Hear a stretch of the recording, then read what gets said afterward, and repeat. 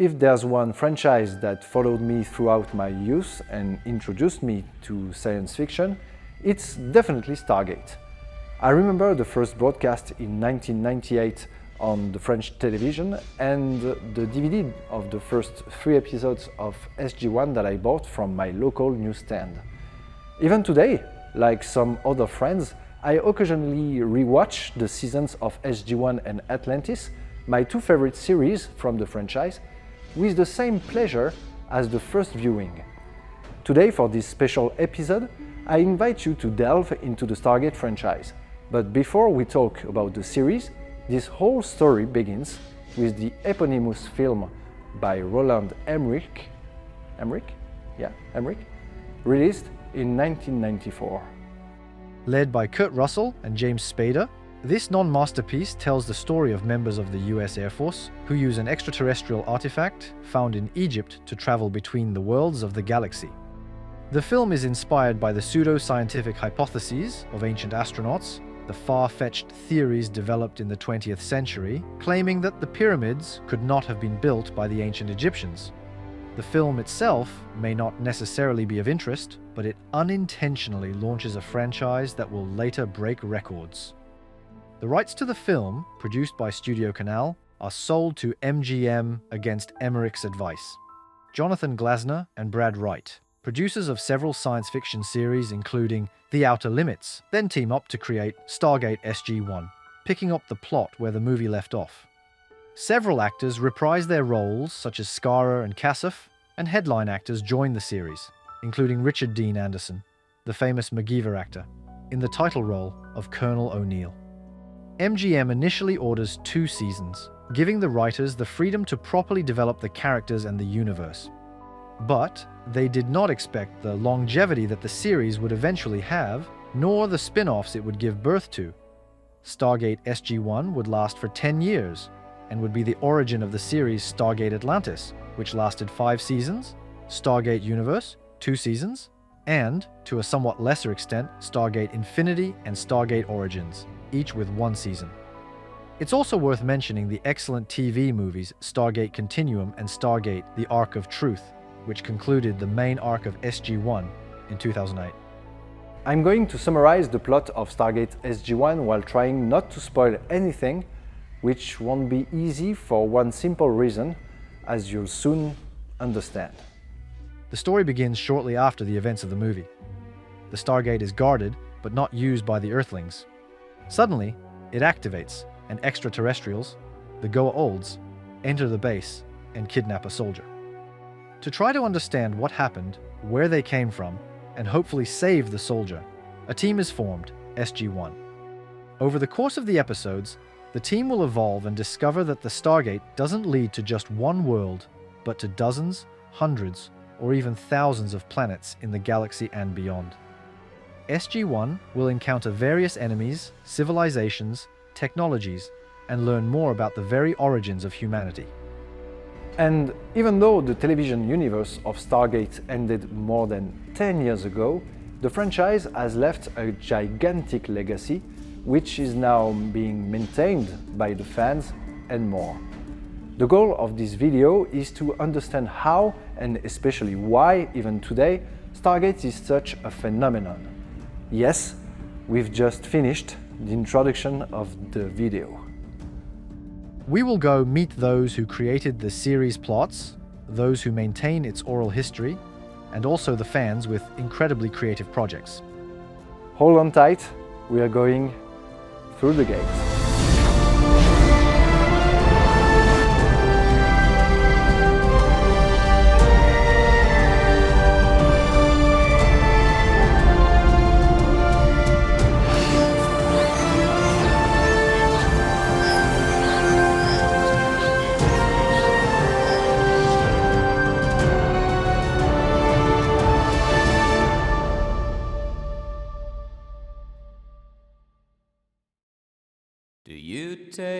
One of the peculiarities of Stargate compared to other series of the same genre like Star Trek or later The Orville is that the series is set during our time. Instead of being catapulted into a universe or period where the characters know everything about the technologies, the SG-1 team knows no more than we do at the beginning of the series about what's happening in the rest of the galaxy. They have uniforms, weapons, ranks, and personal lives entirely contemporary to ours. The series was indeed produced in close collaboration with the US Air Force, which provided advice to the production team throughout all the episodes. Joseph Malozzi joined the team starting from season 4. He would write for SG-1, as well as Atlantis and Universe. Our Air Force was always really great. They read all the scripts on SG-1, and they would weigh in with thoughts on, aspects of decorum, when you salute, when you're wearing your hat indoors or out, things like that. They vetted all the episodes. I know the Air Force were huge fans of the show. We ended up having 2 generals guest star on the series, General Jumper and General Ryan, which was a lot of fun. They were both great, and we appreciated them coming to visit us, and I think they enjoyed being on the show. The relationships between the characters are a fundamental aspect in the writing. With the success and longevity of the franchise, the writers had the opportunity to develop their relationships. Furthermore, the writers also tried to develop the relationships between the characters outside of their mission, outside of their work. The general sense we got was this idea of team building and camaraderie and friendship and loyalty, which appealed to them. For me, that's what I always sought to explore in an episode in kind of small ways. I mean, I would always put in little hints, like there was mention of like one episode where they were going to get together and watch a movie, and they have a movie night, and you get the sense that this team are friends. When they go home, they can hang around on the weekend, have drinks or spend time together outside of going off world. Lord Stanley's Cup, hockey, remember, with the ice and skating? We went to a game last year. Indeed. I believe the Canucks of Vancouver are superior warriors. Canucks, eh? Beyond camaraderie, the series also includes a very particular, finely tuned humor, never pompous, but also addresses very serious subjects. I wanted to make sure that all the characters were funny in their different ways, and so allow the audiences to connect with them. I think it had to do with Richard Dean Anderson and the way he embraced the humor more and more, to the point where, rather than fighting it, Brad and Robert decided to embrace it. The clue for 7 Down is celestial body, and he wrote Uma Thurman. Yes. It has to mean something. It does.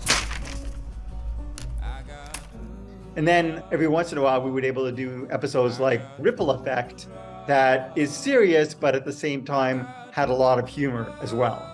But we've had teams gate in from locations on the other side of that black hole in our universe. Why weren't they affected?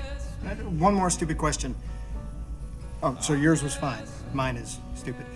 Another strength of Stargate, also found in Star Trek and other exploration series, is how it deals with new species, different cultures, and in Stargate, there were significant episodes on the subject, such as Scorched Earth, co-written by Joseph Malozzi, where SG-1 encounters a people threatened by the terraforming of their planet by another species and tries to save both. But beyond that, there is also the sense of unity, the familial aspect among the characters, and the phrase often repeated in the series, "We never leave anyone behind." For me, it always comes down to that core unit, the found family at the heart of the show. This idea of loyalty and friendship, and that you stick together through thick and thin, no man or woman left behind. That very much is at the heart of the Stargate franchise, but specifically SG-1. And that, for me, was always the most important thing, and something I always came back to again and again in my writing. Yeah, esprit de corps, as we say here. Oui, exactement. And the series incorporates a lot of real-world contexts. In one episode, a former high-ranking official in the American government is possessed by an alien to trigger a third world war. In another, one of the members of SG-1 experiences a kind of simulation where he would use extraterrestrial knowledge to rule the world. The series also depicts what happens when a dictatorial regime is overthrown. Factions unite and try to create a kind of democratic government, while others use the ruins of the old dictatorship's weaponry and territories to establish armed factions with religious or mercantile objectives. Finally, the franchise is fully aware of real-world Earth issues, as mentioned in The Ark of Truth. Then you are all doomed. That may be so. But I don't think it's you that's gonna do it. To be honest with you, I think that is always the best writing, because people who criticize shows for having a message don't realize there's always a message in shows. Honestly, when people are criticizing shows for having a message, they're not so much criticizing the message as the way the message is delivered. Because I find increasingly nowadays, everyone has to be so obvious or heavy-handed in their messaging. It's like you're back in elementary school watching an educational short. So, I think the best shows have that messaging, but it's very subtle. First and foremost, you're entertained. And then, what you take away from it, you take away from it. I mean, I think it's kind of very subtle or sometimes subconscious, but there's always this idea that you can always find commonalities between strangers or even, off-world aliens, different civilizations, that at the heart of it, really, you're no different from anyone in another country. You may speak a different language, for instance, but you have very similar desires and hopes and dreams, things you like and things you dislike. And it's always interesting to sort of be able to reach out and find those commonalities. I mean, the fact that we're talking here, you're in France and I'm in Canada, is a perfect example in the fact that when this episode airs, fans from all over the world will hopefully tune in and be able to respond and enjoy what we're talking about. Because again, even though they may be, thousands of miles apart, they share a common affinity for something. Another special thing of Stargate is the connection between the production and the fans. From the early days of the series, a website was created, Gateworld, which quickly became, along with its wiki, a true Bible listing the characters' past, their personality traits, and other details that would help the writers ensure the proper continuity of the story. Additionally, when certain main characters died, fans did not hesitate to express their dissatisfaction. I've always kept a fairly active online presence, so either on my blog, either on Twitter, either on the Stargate subreddit. I will post behind-the-scenes videos or clips, pictures. I'll occasionally answer questions about the show. I talk about really my experience on the production, on my other productions. As I've often said, fandom can be a double-edged sword in that they're very passionate, and when they support you, they're very passionate about supporting you, and if they don't support you or what you've done, then they can be equally passionate about expressing that. So I mean, because I had a choice, I could either ignore it, step away from being online, or engage, and I sought to engage, which, whether that was a mistake or not, it was very interesting to see how that all evolved.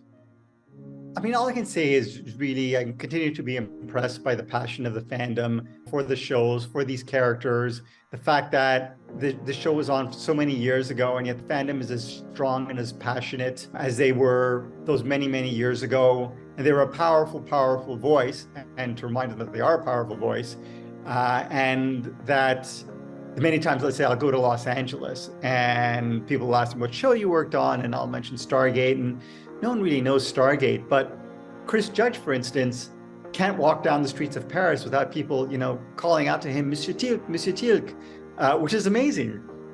France and Germany, I think, has the most diehard Stargate fans. La passion pour Stargate m'est venue, je pense, comme pas mal de trentenaires. À l'époque, c'était la trilogie du samedi soir, avec je sais pas si vous vous rappelez du générique, ça résonne encore dans ma tête. Et donc, j'attendais avec impatience cette série. Elle me faisait rêver. Moi, j'adore tout ce qui est spatial, donc forcément, ça m'a attiré. Puis il y a l'humour.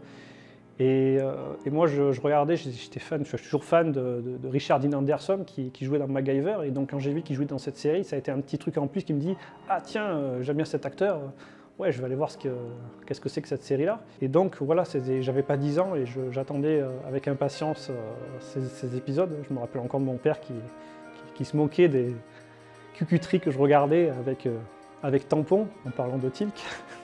ça me fait sourire. Et, Alors comment j'ai découvert Stargate? Eh ben c'est mon cousin qui m'en parlait. C'était à l'époque, en 98, on devait avoir 7 ans, il en avait 8. Et il m'en parlait tout le temps, il me parlait tout le temps de Stargate, de O'Neill, les Goa'uld, machin. Alors moi, putain, qu'est-ce qu'il me raconte le mec? Je comprenais pas trop, j'étais ça a l'air pas ouf son truc en vrai. Et du coup, j'ai commencé à mater en regardant sur M6, quoi, évidemment. Et je me suis pris dedans, je me suis dit, putain, en fait, c'est bien, quoi. Je sais pas, ça m'envoyait du rêve, mais d'à peine 10 ans, là. Je continue de regarder aujourd'hui. Et encore aujourd'hui, je me refais le marathon SG1 au moins une fois par an, quoi. C'est des séries de confort, en fait, parce que ça te ramène à ton enfance, quand t'es chez tes darons, etc. Alors moi, j'ai découvert Stargate au tout début, à l'apparition de la série télé. Avant même le film d'ailleurs, donc j'ai découvert Stargate à la première saison, premier épisode. J'ai accroché de suite, j'ai beaucoup aimé, à contrario du film qui est plus sombre, qui dégage une ambiance différente. Puis ensuite j'ai poursuivi l'aventure, on va dire, avec toutes ces équipes dans SG1, SGA, Stargate Universe. Tous les autres produits dérivés qu'on a pu voir, comme les bandes dessinées, les comics, les livres. Je ne suis pas forcément trop penché dessus, mais j'en ai la connaissance, on va dire. Aujourd'hui, la femme avec qui je suis marié, ça a été un des premiers sujets de conversation qu'on a eu. Je me suis retrouvé, on va dire, dans sa colocation à l'époque, sur Lyon. Et donc j'attendais sa cousine et j'ai vu qu'elle avait des posters dans sa chambre. Je lui ai dit « Ah, t'aimes bien Stargate ?» Tu fais « Oui, j'aime bien. » On a commencé à parler comme ça et je pense que peut-être que s'il n'y avait pas eu ces posters, peut-être que j'aurais pas commencé à parler avec elle. Donc ouais, c'est vrai que on a quand même un lien fort avec mon épouse sur Stargate. Over the years, and since the very beginning of the series, fans have embraced the universe and unleashed their creativity. There are countless Stargate mods for various games, ranging from Minecraft and Homeworld 2 to Star Wars Empire at War, and even Garry's Mod. We can also mention Stargate Network, a true gem created on Unreal Engine 4 by a team of French fans who have spent the last few years painstakingly creating and modelling environments from the series, such as the SGC, the planet Abydos, and the entire Stargate system. Unfortunately, the game was halted by Amazon Studios, who acquired MGM and thus the rights to Stargate, putting an end to all hopes of the team being able to legally develop and distribute the game to everyone. And it's a shame because when it comes to official games, the fans have suffered quite a bit in a way. All officially licensed games eventually got cancelled. The franchise seems to suffer from a sort of curse. It's particularly sad when you consider that, precisely, the strength of Stargate lies in the fact that one could create all sorts of games based on the franchise. Spaceship racing games, multiplayer role-playing games, turn-based strategy games, and so on. An official game is planned, but with little promise regarding its quality, called Stargate Timekeepers, and its release date keeps getting pushed back. Beyond video games, some have even become true historians of the series. Since 2020, David Reed has been running the Dial the Gate channel, which aims to interview actors, actresses, and members of the production of the series, from the most famous to the most anonymous, live on YouTube. The goal is to collect their stories, their personal relationship with the series and the fans, all with the aim of creating an oral archive about the behind the scenes of the series. It all began in the late 1990s.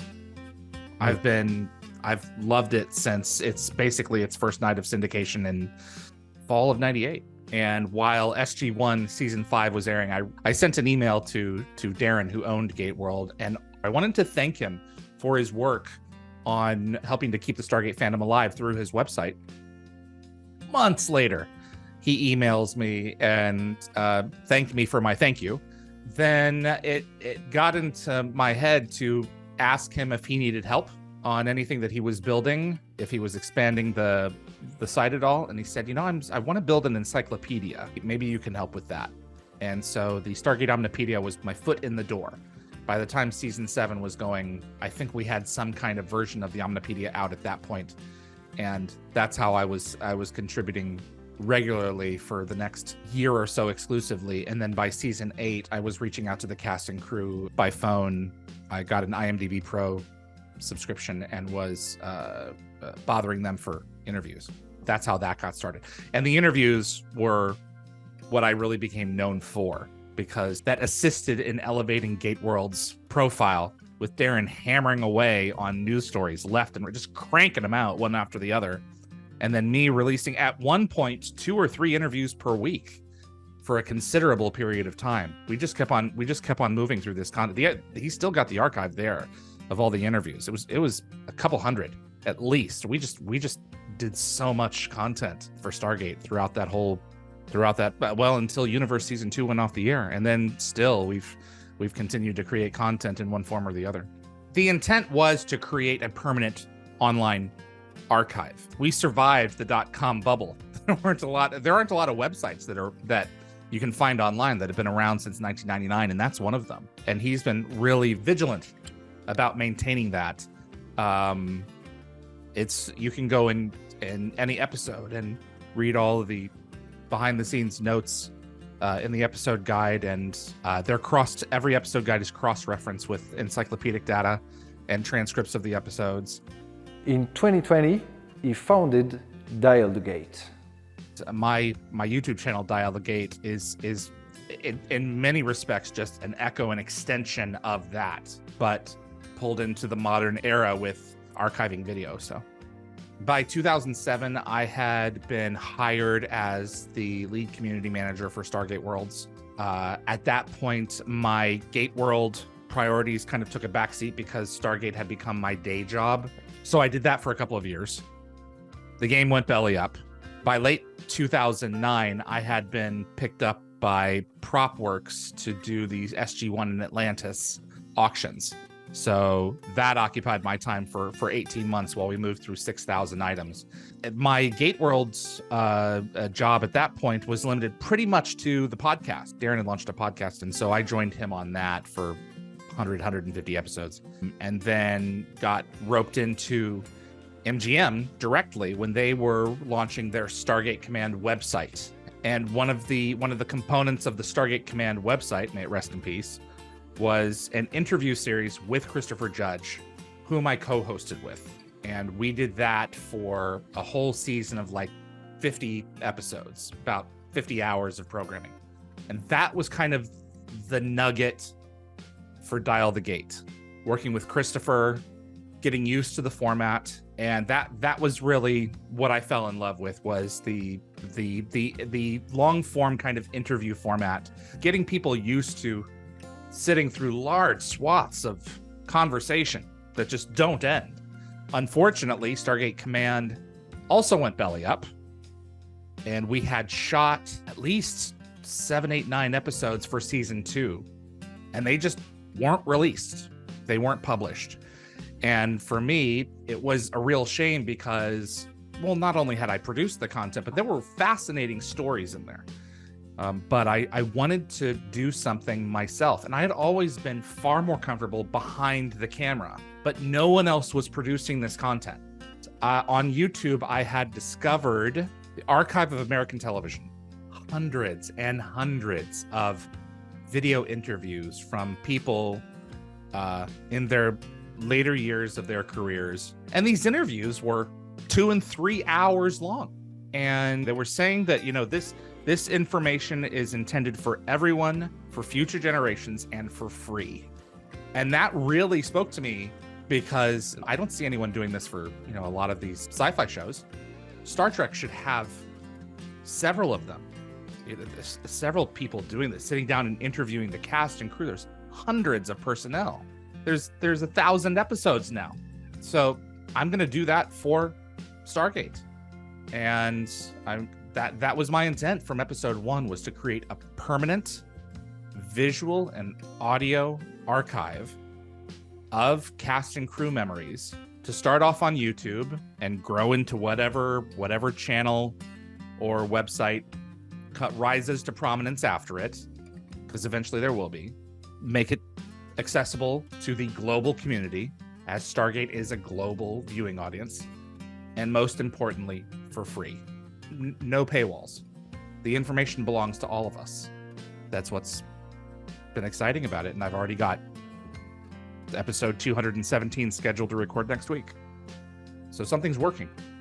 And so, yeah, it's absolutely important that these stories be preserved, because I think what we're doing is an important service, just for the entertainment aspect of it, for the love of a franchise that has given so much joy to so many millions of people the world over.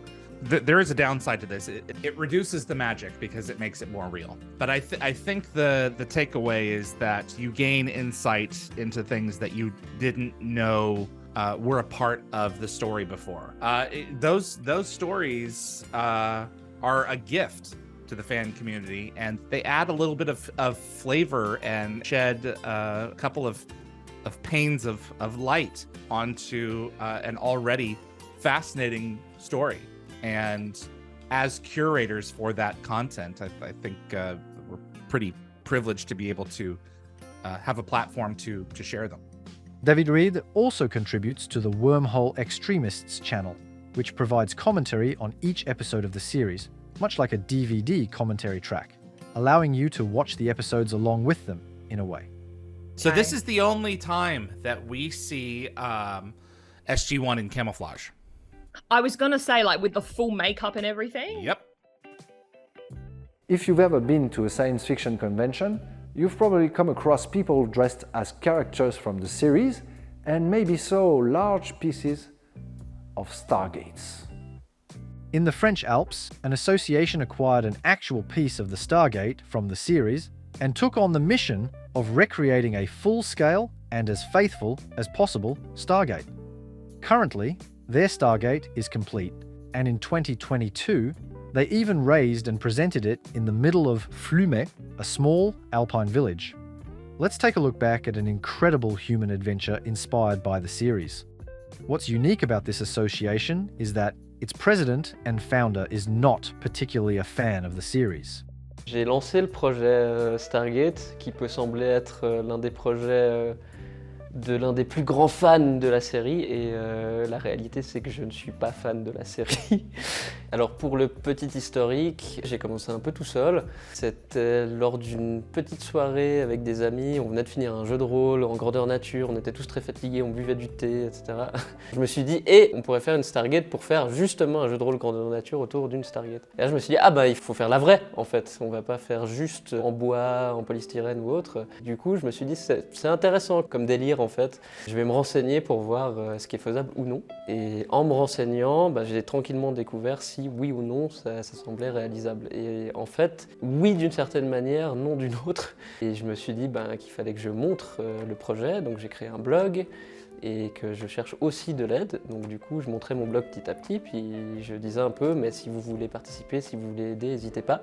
Et j'ai été rejoint d'abord par 2 personnes, Bertrand Wagon qui m'a généreusement d'abord offert l'un des modèles 3D qu'il avait fait de la Porte des Étoiles à l'époque, et Julien Guillard qui aujourd'hui est Atlant Props, qui commençait un peu aussi dans cette démarche et dans ce passe-temps, qui pour lui est devenu un métier. Et ensemble, on a essayé d'avancer, de découvrir des techniques, des sources, etc., etc. Et on a été plus tard rejoint par Brazat.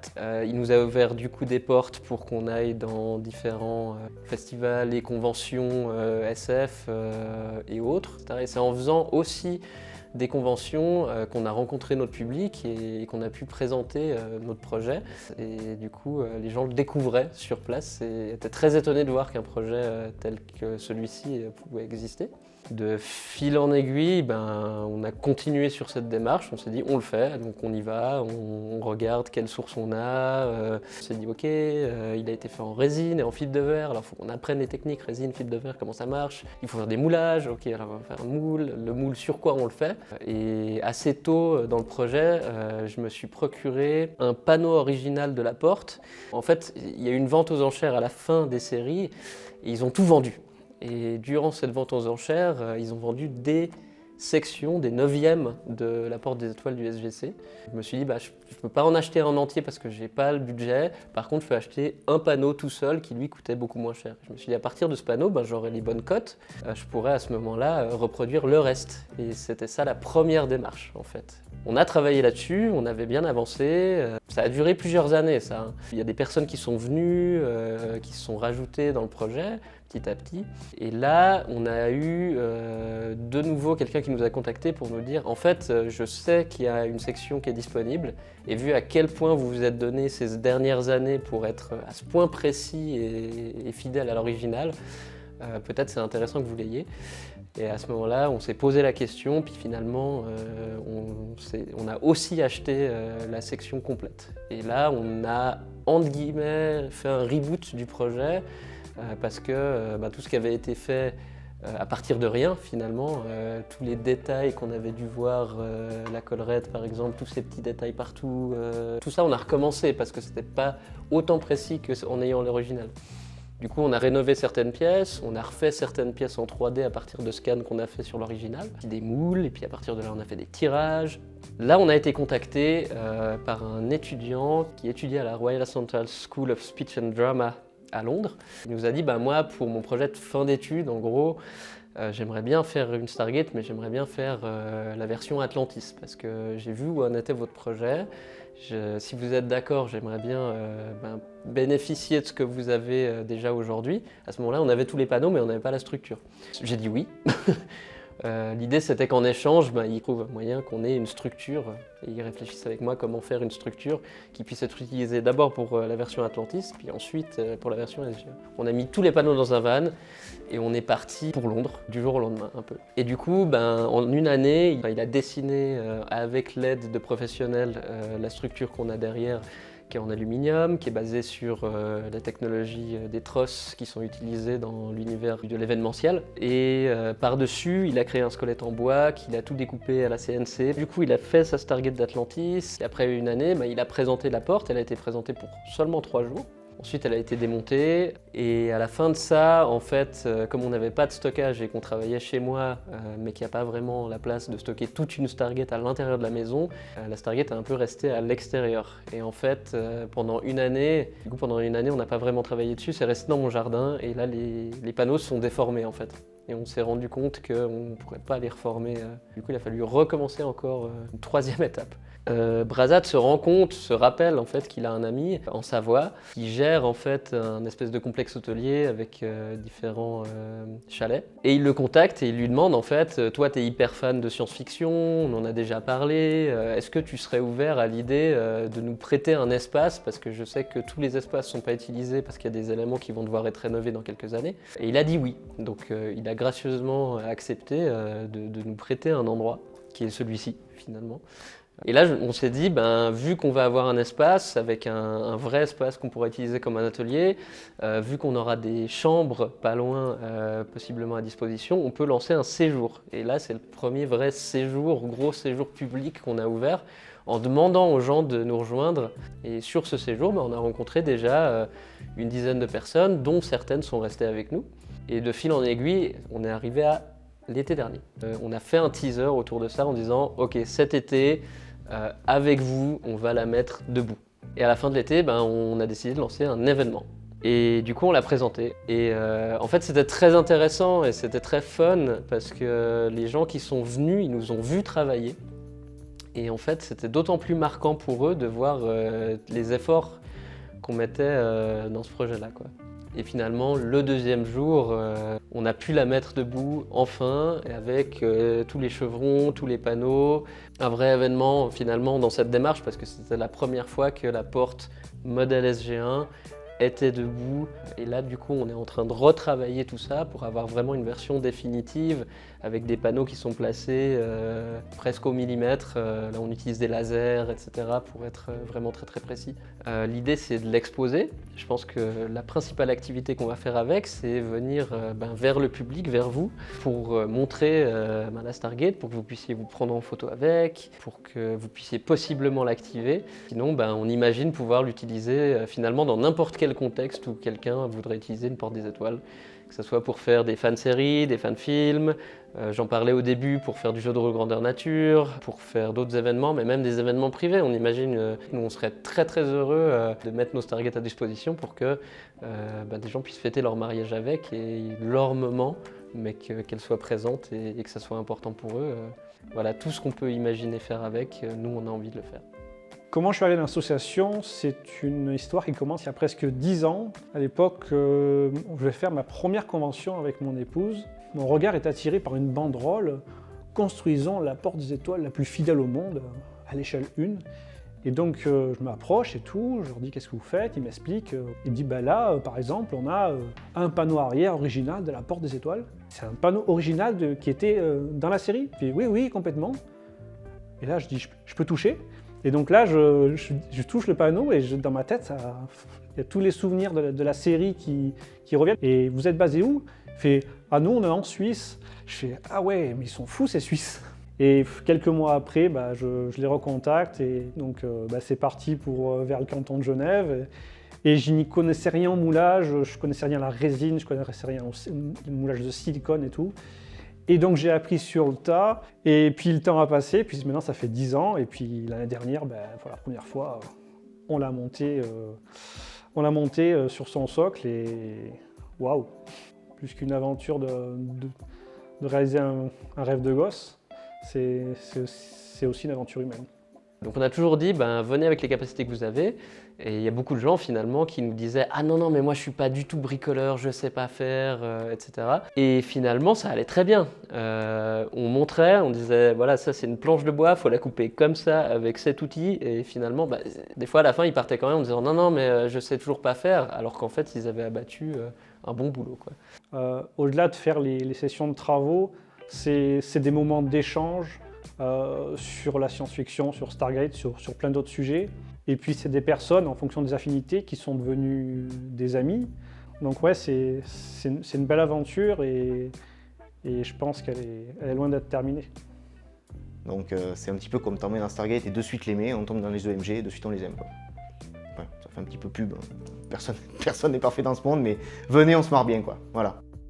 On a rencontré pas mal de comédiens et on a eu finalement pratiquement un message de chaque membre principal du cast. On a eu Christopher Judge par exemple. On a eu aussi des réactions sur internet. On a eu plusieurs fois Joseph Malabzi qui a vu sur Twitter notamment ce qu'on faisait et qui répondait, qui mettait quelques tweets. Through my travels, I've met a lot of people and made a lot of good friends. The other day, I met a group of crazy, nutty kids who call themselves MacGyver's children. Now, what makes it special is that it is a fully functioning, working Stargate. What you say? Crazy? Yes, it is. I think it's a great project, and they're crazy. I've always been just generally very impressed by not only the passion of the fans, but what the quality of the production, what they produce. And I should say, especially out of France and Germany. As you've understood, whether digitally or physically, the series continues to live on through the fans, such as Atlantic Props, which creates and sells reproductions of iconic items from the series based on originals. Je pense que l'engouement aujourd'hui des personnes, des fans à vouloir créer autour de Stargate, c'est parce qu'ils se sont reconnus à l'époque, je pense, dans quelque chose qui était palpable, qui avait un certain réalisme. D'une certaine façon, ils pouvaient s'identifier au travers des personnages. Tous les fans aujourd'hui ont envie de continuer à faire perdurer cette passion-là parce que c'était quelque chose qui les a marqués. The creativity in the fandom is ridiculous because you have people from writers who take their love out on Stargate in terms of fanfic to die makers who make metal Stargates that you would pay hundreds of dollars for. Were MGM to license him. What do you think about the liberty of creation by the fans? Do you think it's important to let them continue to write the story, to write the lore you created? This is just my personal opinion, but I think absolutely yes. It gives the show a second life. I fully support people's, right to write fan fiction or really to create films. And I understand in terms of MGM and Amazon now, the rights holders, they don't want anyone to make money off their property. So I kind of understand that. But if you're just making a fan film for the fans, I honestly see no problem with it. When I look at gaming, the fans are hungry for a Stargate game, or they're hungry for Stargate merchandise. I talk from personal experience from my own show, Dark Matter, where I have an existing fan base, and fans were like, when are the t-shirts coming out? And I asked the production company, can you produce some t-shirts? And they were like, no, there's no money in the t-shirts. And so the fandom started to make t-shirts and selling them. Personally, I'm 100% okay with that. I mean, if basically the production company has their opportunity to exploit this, to make the t-shirts, to, whatever, make a game, and they choose not to, there is a desire for this product. And if they're not going to step in, then somebody else will. Again, that's just my opinion, but, more power to the fandom. All the fans, as well as members of the series production team, want Stargate to continue to thrive and be reborn on television or elsewhere, but under right conditions. Now held by Amazon Studios, a new Stargate series could potentially emerge in the near future, but without the iconic original writers and creators of the franchise. So, there is immense concern about the future of the series. But hypothetically, and because the series belongs more to them than to Amazon or MGM, I asked Joseph Malozzi, as well as the fans, what they would do with the franchise if they had control over it. En vrai, on pourrait faire plein de choses parce que Stargate, c'est un peu un univers à la Doctor Who qui peut être étendu de plein de manières, entre les planètes à visiter, les faux voyages dans le temps avec toutes ces cultures qui ont gardé leurs traditions terriennes de siècles auparavant, tout ça. What I would do is I would bring Brad Wright and Robert Cooper, who were the co-creators of the 350 plus television franchise that made MGM hundreds of millions of dollars and created this great, passionate fan base. I would get them to develop a show. I would want it to be a show, obviously, that would appeal to new viewers, because I think that's what you have to do. You have to essentially create kind of maybe a new world or kind of a new team. And yet at the same time, you want it to be within the world that already exists, that fans already know, that makes use of technologies or characters that they already know. I think you want a best of both worlds scenario, with the understanding that, the last time the show aired was 15 years ago. So you want a show that will be a great jumping on part for fans who have never watched an episode, yet at the same time rewards longtime fans as well. Donc la première chose que je verrais effectivement, c'est déjà relancer une nouvelle série. Ce serait une sorte de préquel avec l'ascension des anciens, vraiment de leur début, comment ils en arrivent à... rien que la construction d'Atlantis par exemple, ça doit être un événement, quoi. Deuxième série, ce serait pareil, le Stargate qui devient un programme pas uniquement militaire, mais vraiment disponible à tout citoyen de la Terre. On peut voir comment un peu on prend cette décision, comment ça impacte les terriens, ce que ça pourrait avoir, ça pourrait être un arc très intéressant aussi. If I had all the rights to Stargate and could do whatever I want, it wouldn't change the fact that Stargate does not have the global reach that Star Wars does, or even Star Trek does. I think we would have to start small. I would definitely bring Brad Wright back in to resolve the Atlantis and universe arcs, definitely at the same time folding into the next adventure. I think that SG-1 did a pretty good job of running its course, and I'd like to see what happened with Destiny. I'd like to see, either a third and final season resolving Destiny's plot, or start a new show and fold in elements of Atlantis and universe. Maybe Destiny's back, but I really want to see a whole new adventure with the existing continuity, but also being willing to, play with it as well. Not, well, we can't do this because this happened. I can point to several examples where Stargate canon was bent to suit the needs of the current episode. And I think you can largely acknowledge it and work inside of it without being completely bound to it. So that's what I would do. A TV series, though, not a movie. Du coup, moi, je ferais quelque chose comme Europa Park. C'est un parc d'attractions qui est en Allemagne, proche, et qui est séparé en plusieurs pays. Il y a la Suisse, l'Autriche, plein de pays, mais du coup, on pourrait faire ça avec plein d'univers, en fait, de Stargate. Et chaque univers aurait sa propre attraction, ses propres mets culinaires, j'en sais rien, ses propres boissons, et je trouve ça assez cool. J'aime bien les parcs d'attractions de base, du coup, ça serait assez sympa de faire ça. On commencerait par la Terre, peut-être que c'est le premier endroit où on rentrerait, finalement, vu que c'est là qu'on découvre la porte au tout début, et puis ainsi de suite. Ouais, ce serait incroyable. Vraiment plusieurs parties différentes et chaque partie qui aurait vraiment sa particularité avec sa propre culture en fait.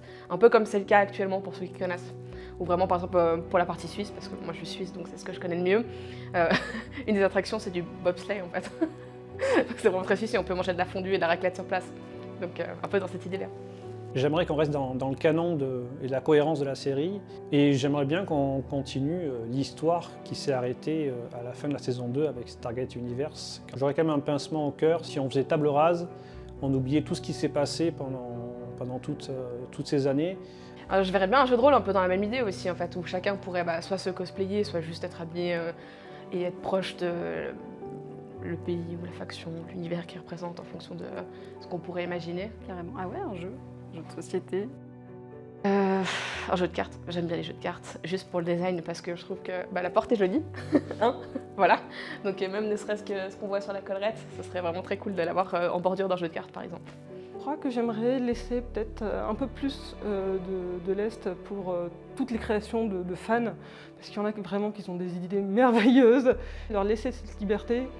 Et pourquoi pas justement quand je vois qu'il y a des projets qui se mettent en place, qui pourraient avoir vraiment un bel avenir, venir en soutien et accorder cette fameuse licence qui aujourd'hui est compliquée à obtenir. J'aimerais bien aussi qu'il y ait un jeu vidéo qui me permette d'aller me mettre dans la peau d'une équipe d'exploration et d'explorer des planètes inconnues, de réaliser des missions, découvrir de nouvelles technologies, me mettre dans la peau de Jack O'Neill, tout simplement. C'est vrai qu'un jeu, ce serait bien. Un beau jeu Stargate, on n'a encore jamais vu. On le regrette, on l'attend depuis longtemps. Il y en a qui arrivent. Bon, j'ai personnellement peur d'être vraiment déçu. Il aurait pu voir le jour de bien plus beaux produits. J'aime beaucoup ton idée de course de vaisseau. Je pense que c'est un jeu auquel je pourrais me plier.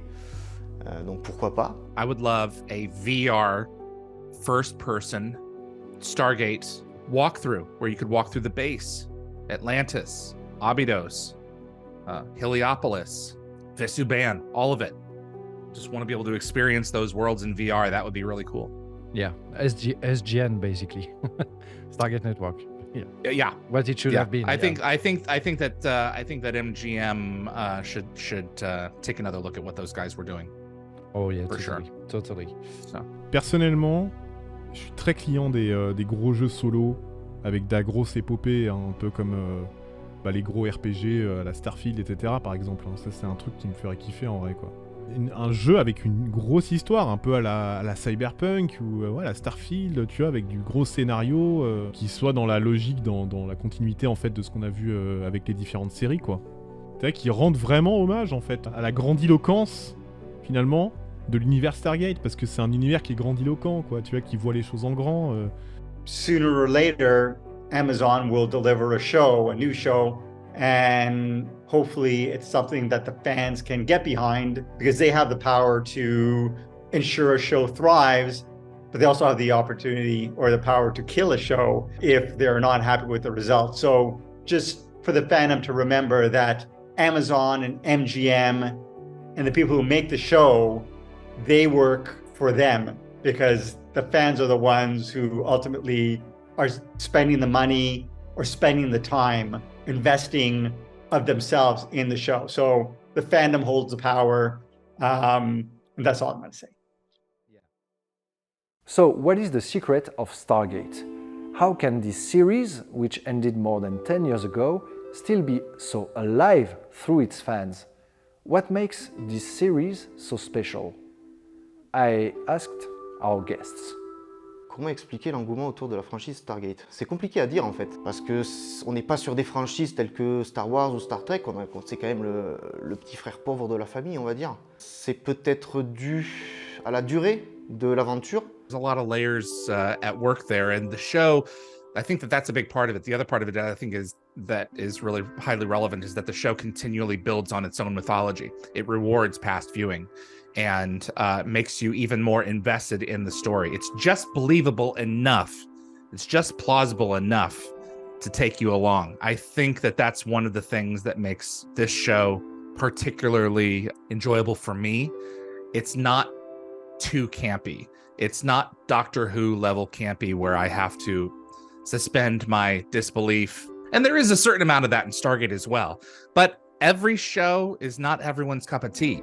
There is a passion for this show that has continued to tick along quietly since it went off the air, the last one in 2011. And I think that it is because the characters are so accessible to us. They may be going through the Stargate to have a dialogue with an alien race that might help us, but before they go, they're on the phone with their dad who's suffering from lymphoma. I think we relate to those situations as people, and I think that the extraordinariness of the situation kind of dials up the interest a little bit, where we can say, well, we may see those people in the corner gas station grocery, getting a carton of milk before they head home after a long day of negotiating with the Tok'ra and being captured, and then barely making it out of there alive, and then they're going to go and see how their dad's doing after they've just taken on a new symbiote. C'est peut-être dû à la complicité des personnages.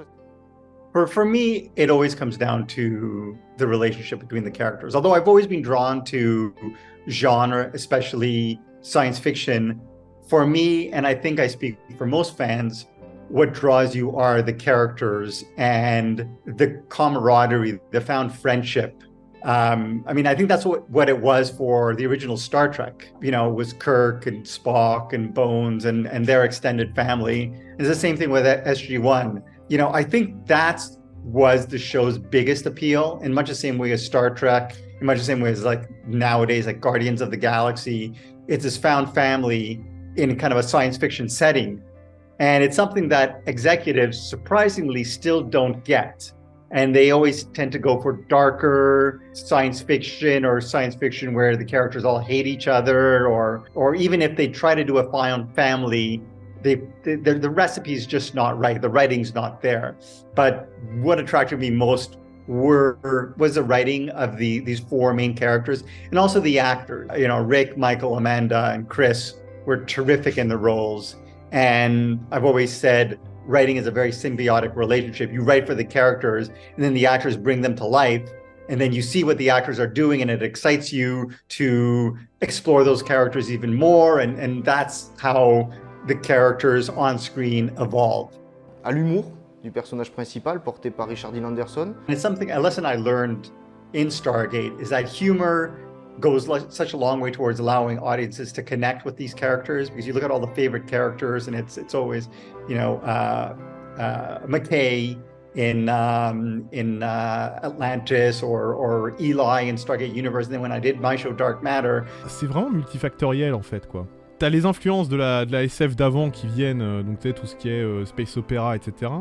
T'as les scénarios, tu as la découverte, l'exploration, et t'as les personnages qui sont tous très bien écrits et tous très attachants, auxquels on peut s'identifier à la fois un petit peu à Daniel Jackson, à Carter, à O'Neill, à Teal'c, tu vois, à Hammond même. Enfin, on peut s'identifier à tout le monde, et c'est ça qui est pas forcément le secret, mais au moins une explication de pourquoi est-ce que c'est une série qui a aussi bien marché, quoi. Pas mal de races extraterrestres qui changent un petit peu de ce qu'on a eu l'habitude de voir dans notre franchise comme Star Trek ou Star Wars, qui sont un petit peu sortis de certains clichés, j'ai envie de dire.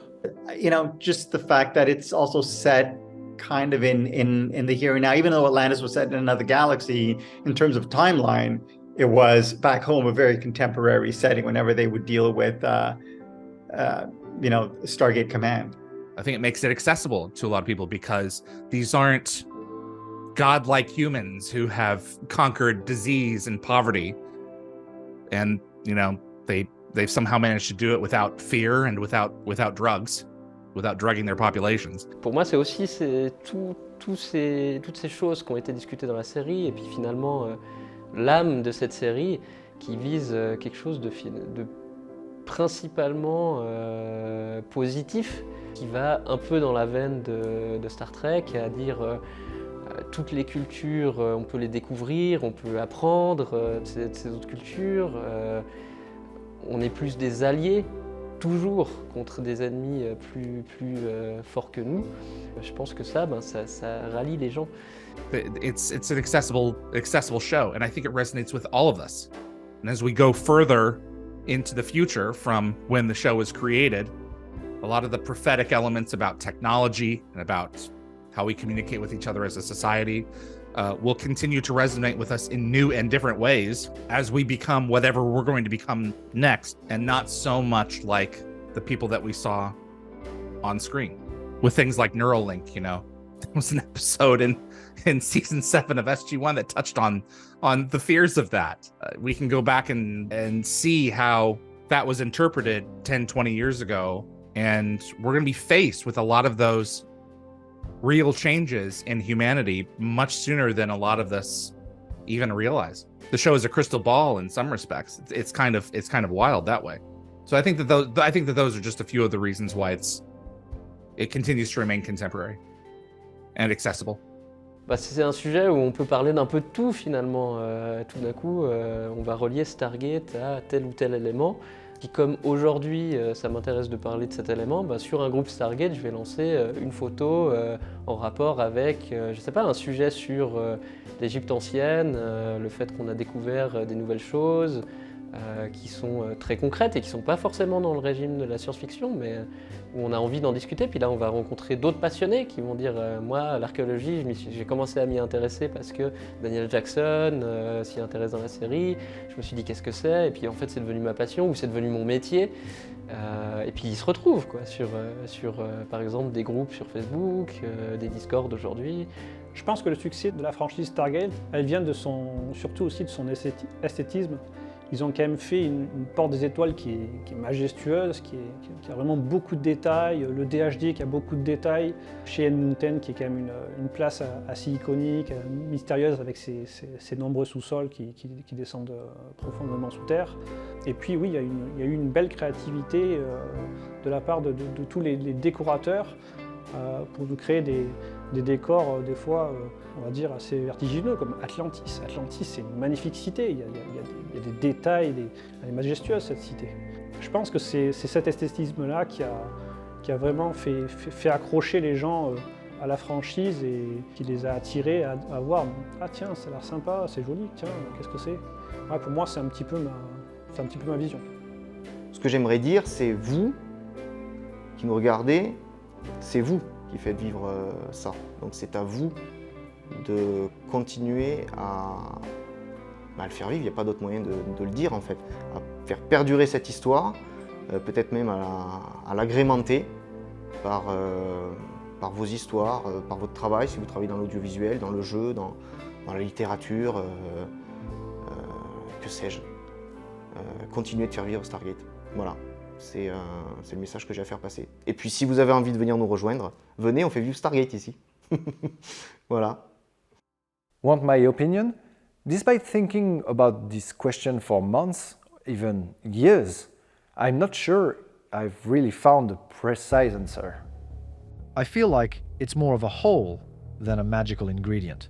It's not just about the right ingredients, which include the team, the right recipe, which is a self-consistent universe, and a way of cooking, which is the writing style. For example, it's quite striking to recall the episode Window of Opportunity, where throughout the episode, comedy is pushed to its maximum level. Colonel O'Neill, what the hell are you doing? In the middle of my backswing! Before suddenly bringing us back to O'Neill's greatest tragedy at the end of the episode. I know what it's like. You can't! I lost my son! I know!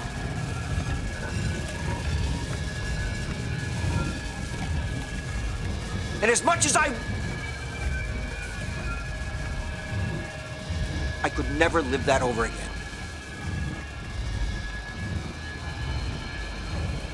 Could you? In the same narrative vein, it's evident that the writers have respect for their audience, whether it's in the pursuit of scientific realism, the humble and unpretentious aspect of the series, or even the reflections of the characters in the episode 200, which are genuine breaches of the fourth wall. The singularity is about to explode? Yes. Everything about that statement is wrong. How exactly is having weapons at maximum going to help the situation? The audience isn't going to know the difference. They love weapons at maximum. Never underestimate your audience. They're generally sensitive, intelligent people who respond positively to quality entertainment. I do not understand why everything in this script must inevitably explode. Stargate SG-1 has also not aged in terms of the themes it addresses. The fourth episode of Season 1, appropriately titled Emancipation, already dealt with the role of women in society, with Sam Carter at the center of the story. This same Sam Carter, right from the beginning of the series, establishes herself as a strong, independent female character, who is crucial to the Stargate program. Colonel, I was studying the gate technology for 2 years before Daniel Jackson made it work and before you both went through. I should have gone through then. And sir, you and your men might as well accept the fact that I am going through this time. Well, with all due respect, Doctor, I would. It is appropriate to refer to a person by their rank, not their salutation. You should call me Captain, not Doctor. I'm an Air Force officer just like you are, Colonel. And just because my reproductive organs are on the inside instead of the outside, doesn't mean I can't handle whatever you can handle. Oh, this has nothing to do with you being a woman. I've just got a little problem with scientists. Colonel, I logged over 100 hours in enemy airspace during the Gulf War. Is that tough enough for you? Or are we gonna have to arm wrestle? The theme of emancipation is revisited throughout the 10 years of the series through brilliant female characters who defy gender discrimination and never fall into the sexualization of characters, except for Hathor in the eponymous episode and Shara in the original pilot. Additionally, I think the timing plays a role in the love fans have for SG-1 in particular. Not only is the storyline set in our time, with real countries and entities like the Air Force, so the viewer has all the foundations from the first episode and explores planets with the team, but also the timing in the sense that the series, despite being released in the late 1990s and lasting for 10 years, never lost the colourful atmosphere of the 1990s, avoiding the dark and dramatic ambiance seen in post-9/11 series and films. This probably explains why some of us didn't quite connect as much with Stargate Universe, which adopted precisely that dark and confined imagery found in Battlestar Galactica.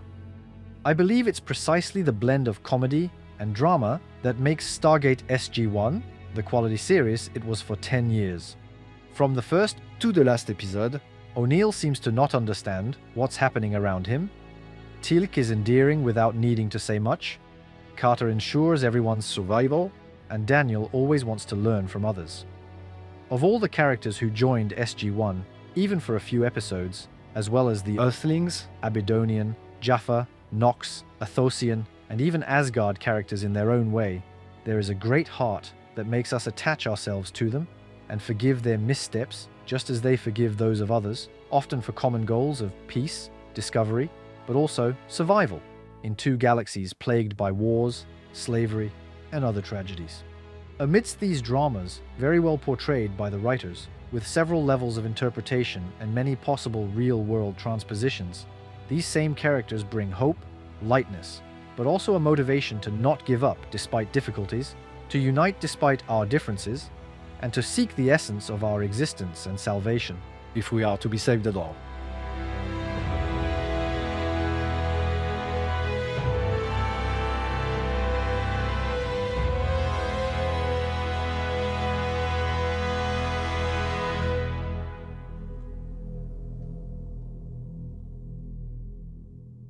I hope you enjoyed this special episode about Stargate. If you enjoyed the episode, please feel free to share it, leave a like, and for the more generous, if you can, make a donation. Thanks to those who appear in this episode. It was a pleasure to meet you and discuss our common passion. By the way, I can't encourage you enough to follow Doyle the Gate, and closer to home, to follow the activities of Les Enfants de MacGyver. See you very soon for a new episode. Ciao!